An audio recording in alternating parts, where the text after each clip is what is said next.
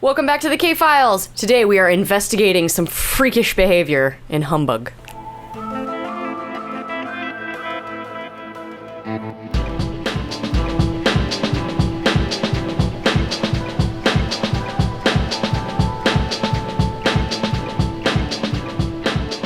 Thank you for joining us here in the Lush Basement office again. Thank you for riding the elevator. I'm your host, Katie. And I'm your co-host, Chriselia, and we're coming at you from HollywoodRedux.com. We're talking about Humbug today. Really good episode. Really good episode. Yeah, second season, written by Darin Morgan, directed by Kim Manners. Dude, the second season's just, like, full of surprises. I'm so glad we're, like, going back and rewatching everything. It's the first comedic episode, and it's pretty funny. Oh, man, dude. Okay, out of all those characters, which one was your favorite? Mulder? I don't know. Who was your favorite? From the side freaks? I thought about this. I started off with the puzzle with, I don't actually know his name, though, but he had all the puzzles on him. The conundrum. Just because his tattoos are pretty rad, to be honest with you. And then... Good ink.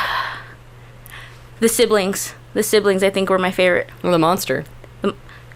That's right. That's a monster. Yeah, he was actually my favorite. I don't actually know I can't remember his name, but that actor is always, I feel like, the same character. Who, Lanny? Yeah. Vincent Schiavelli. I was thinking about this during the episode. I'm like, I feel like he's the same type of genre all the time, which I think fits very well, in my personal opinion. I think he's always played alcoholics. Like his entire career has been made out of playing alcoholics.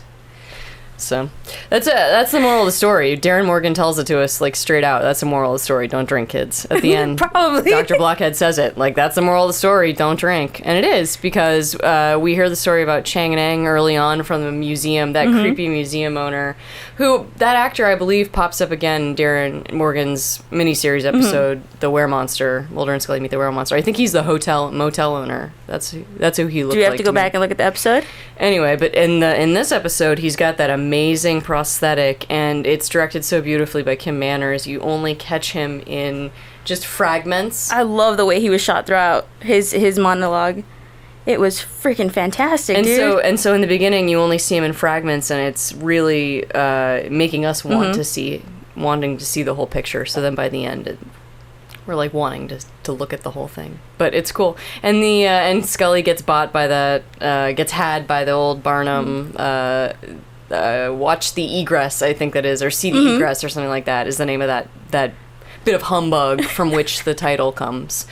But anyway, the museum guy tells her about Chang and Eng, and about how one died and the other was still alive, and right. What did he think, knowing that the part of him was dead and the rest of him was going soon? Well, we know the answer to that, because that's what Lanny and Leonard play out.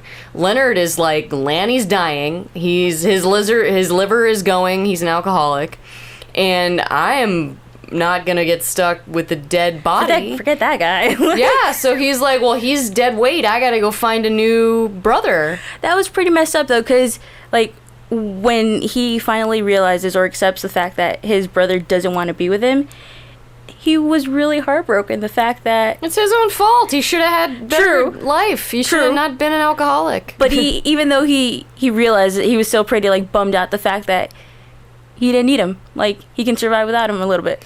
Well, Lanny moans, it's so terrible not to be wanted. Yeah. And that's the sad part about Lanny, is that he doesn't get it. Like, he would be wanted. He's his brother. He's his only brher. He says it even. I'm his only brother. Come back. But, nobody wants to get stuck with that. Like, even a weird tumor person still wants to have experiences beyond just sadness and even if it's murder. booze. It's, well, that's what Lanny says. He said, I don't think he knows he's hurting anybody. Yeah, that's true.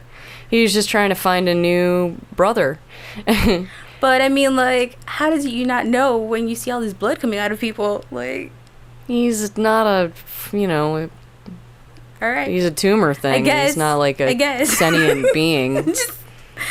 I mean, he doesn't have like a ladder torso. I'm going to start questioning the XFiles a little bit. Why is, yeah. Just many things I don't get lately. Well, there you have it. So yeah, so he didn't want to get stuck next to a dead guy, so he pieced. He made the right choice, that's for sure. Yeah. You know, there are lots of good messages, too, in this episode about not judging people by their physical appearances. Absolutely. There's that great moment with Scully and Lanny when he comes to the trailer and she's got the robe on, and she is looking at his deformity, and he's catching a glimpse of some Gillian Anderson side boob. We should all be so lucky. And they're both doing the same thing. They're both essentially like limiting the other to a physical attribute, you know. And so they're both doing it at the same time differently, and it just really beautifully illustrates the message of one of the messages anyway. This episode must have been a lot of fun. I want to kind of question Duchovny and how he felt when freaking Scully ate the bug, the grasshopper. Oh, yeah. Like, that was pretty rough to see on my end alone. Like, hey, kudos to her. I want to high-five her. Like, just, hey, good for you for eating that bug. But that was real. That was actually a real bug she ate. Yeah, well, Gillian Anderson actually ate it, but in the episode, Scully just palms it. Well, yeah, well, because she's a badass. Like, we all know this, but Jesus Christ, dude. Yeah. Talk about committed to the role, man. Like... Would you eat a bug for your TV show? No. I would. No. Just, no. I'm sorry. I'm saying it right now. No. High five to you, though, for, like, eating the bug. I mean, I think Gillian Anderson probably approached it with the same attitude of... She had fun knowing that Duchovny was a little disgusted on the side, like, because his face was, what the fuck did I just witness? Yeah. It is nice in the early days of the show to watch David Duchovny's acting because I don't know if it was just the directors were able to communicate with him better or what, but he's so expressive. I feel like his face gets less expressive as he goes on. It's like a roller coaster, I think. I'll take what I can get. It works for Mulder. Well, he is Mulder. Yeah, he is Mulder. This is true. He's just freaking dramatic as well. Yeah, it's a cool episode. The colorful cast of characters has some really strange X-Files-y minutia. Let's see, the Mr. Nutt, the like landlord guy, and his little dog. He's a subversive character because he is constantly judging people, hating on other people for misjudging him because of his size. I'm so glad you brought that character up because Mr. Nutt. I actually I was reading on the episode, and the dog Commodore was the same dog Cecile from Fire. Oh, it was the same puppy. It's the same returning cast member, you guys. I have never known that. Thank you. I didn't know that either till today, so I'm pretty excited. The X-Files canine history is a rich fact history. for everyone. Yeah. There aren't that many dogs in X-Files history, but they're pretty cool The ones. one cast member I'm happy to see come back. My favorite, this is a weird one, the Weimaraner from Detour. The one that is constantly jumping out of bushes in the dark, maybe scaring the bejesus out of you. That should be a segment, like all our favorite returning cast members. Including animals. Maybe we should start with the animals first. Yeah, well. They're cuter. Yeah, agreed. So. What else did you think about Humbug? Man, the lighting throughout the episode. Oh, the lighting, very nice. Was very nice. Very nice, very nice. I just like the fact that they brought in a little bit of the side circus aspect into the X-Files in general. You know? Because even that itself is a mystery that I'm glad they followed. Yeah, well, that's the... and it was all the classics. Bearded Lady, Wolfman, the twins. Damn it, I'm blanking on the rest of the characters. Crap. But yeah, they were fun to see. Yeah. Well, Dr. Blockhead at the end kind of sums it up really nicely, where he says this truth of the X-Files that is never spelled out so clearly before or since, which is that there are some things that are in our world that are a mystery, and those things are meant to be a mystery, and if you try to put them into words, understand them, quantify them, you will fail, probably get hurt, maybe get burnt in a volcano, like in previous episode of the KFiles Firewalker. That, you know, like if you go into that with that, then that, you know, bad things happen. Yeah. But if you are Mulder and Scully, for example, and you investigate the mystery with respect for the mystery, then you get to learn some cool stuff. Then you get to have experiences. Then you get to meet people like Dr. Blockhead, who tell you weird stuff like that. Or the conundrum, who eats everything, including the little monster that ate everyone. You have to wonder, like, is Leonard happy now? Is Leonard found his new brother? He's become a part of another system. He didn't like his other body that he was a part of. Well, he found a new body he's a part of. That's a weird way of attaching yourself to someone, I think.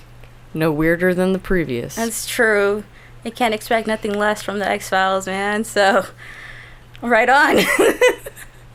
It only gets stranger. I bet, man. I'm so excited. Well, that's why I always say the truth is already here, because the layers have just yet to be peeled back on most of these episodes to where you can discern all the truths you need. Mm-hmm. It would be nice to have more episodes, but... That's why we're rewatching this, Katie, so we can get more episodes in. Well, okay. There we go. Done. Well, there you have it. So that's it for Humbug. Good episode. Thoroughly investigated. Watch it, guys. Enjoy it. Really good episode. Yes. I am your host, Katie, as always. And I'm your co-host, Chrysalia. And you can find me at Chrysalia on all social medias. Oh, yeah. I'm at KMoles. Thanks. Get on Twitter, etc. You can find us at HollywoodRedux.com. We have a lot of other great content at Hollywood Redux as well that you can check out. A video game podcast, a movie review podcast, shorts, sketches, blogs. Plenty of stuff for you guys to enjoy. Internet treasures. Please check it out. Sometimes I make internet treasures for the X-Files. I used to do that a lot. I would like to do it more. She is. No, she's lying. She is. I would like to spend all my time working on the X-Files. Would someone like to pay me to do that? Out there? It would be a good person to have. I'm telling you right now. Meanwhile, are you subscribing? Are you liking? Are you doing all the activities? Just click that button right there. You see that big red button? Just click it. Are you commenting? Comment taglines. Or maybe liking that thumbs up, you know, just trust no one. Just do it. Deny everything. You can trust us, Resist though. or serve. That one in Navajo. I'm listing taglines. These are things you could comment. These are all sort of interactive things you could do. See you guys. Okay, goodbye.